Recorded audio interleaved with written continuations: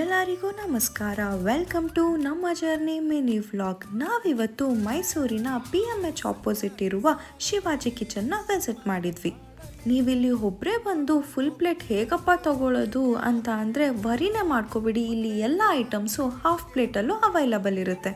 ನಾವಿಲ್ಲಿ first try ಮಾಡಿದ್ದು ನೀರು ದೋಸೆ ಹಾಗೆ ಬೋಟಿ ಕರಿ. ಇವೆರಡರ ಕಾಂಬಿನೇಷನ್ ಸೂಪರ್ ಆಗಿರುತ್ತೆ ಅಂತ ನನಗೆ ಇವತ್ತೇ ಗೊತ್ತಾಗಿದ್ದು. ಹಾಗೆ ಹೇಳ್ತಾನೆ ಇನ್ನೊಂದು ಪ್ಲೇಟ್ ನೀರು ದೋಸೆ ಆರ್ಡರ್ ಮಾಡೇ ಬಿಟ್ಟೆ. ಹಾಗೆ ನಾವು ನೆಕ್ಸ್ಟ್ ಟ್ರೈ ಮಾಡಿದ್ದು ಮಟನ್ ಪೆಪ್ಪರ್ ಡ್ರೈ. ತುಂಬಾ ಸ್ಪೈಸಿ ಏನಿರಲಿಲ್ಲ, ಆದರೆ ತುಂಬಾ ಟೇಸ್ಟಿಯಾಗಿತ್ತು ಅಂತ ಹೇಳ್ಬೋದು.